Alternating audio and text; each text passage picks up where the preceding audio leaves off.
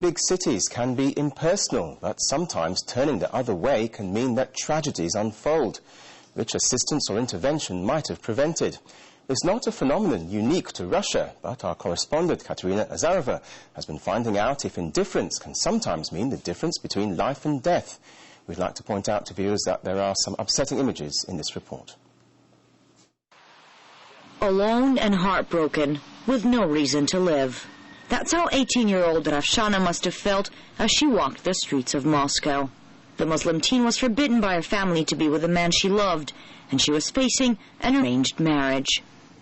This bridge is famous among couples in Moscow. It's called the Bridge of Love, and many newlyweds come here on their wedding day for good luck. But love and luck were not in Ravshana's future. So one evening, she stood on this bridge, put down her bag, and jumped. Many people were nearby, and not a single one of them tried to help.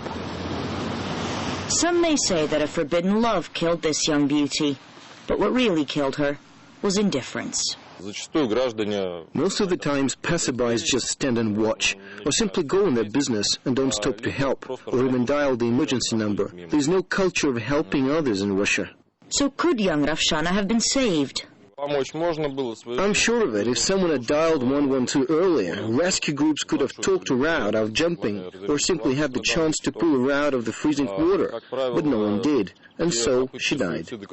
This may sound cruel and harsh, but Ravshana's story is not the only one. 1 year ago, this little 7-year-old boy clung for his life on a Ferris wheel. The adults below shouted for him to hang on, took out their cell phones, and filmed him fall to his death.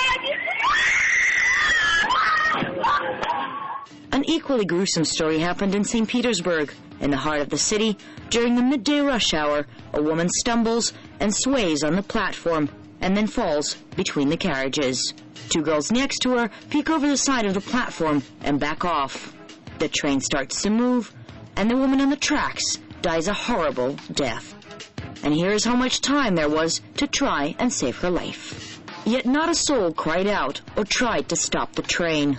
Later, the 2 girls who saw the fall said by the time they realized what had happened, they couldn't be bothered to do anything. So why does this happen over and over again?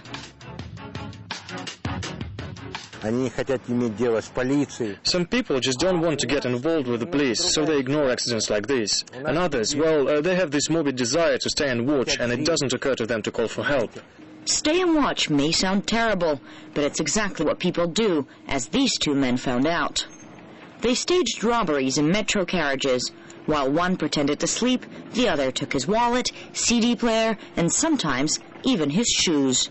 And did anyone say a word? We made about 10 takes. Only in one take, one woman, after the robber had taken off, she said, "So, what have you done?"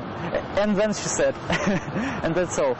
The stories show that in Russia these days, you could be literally dying in the street, and you're more likely to be filmed on a cell phone than given a helping hand.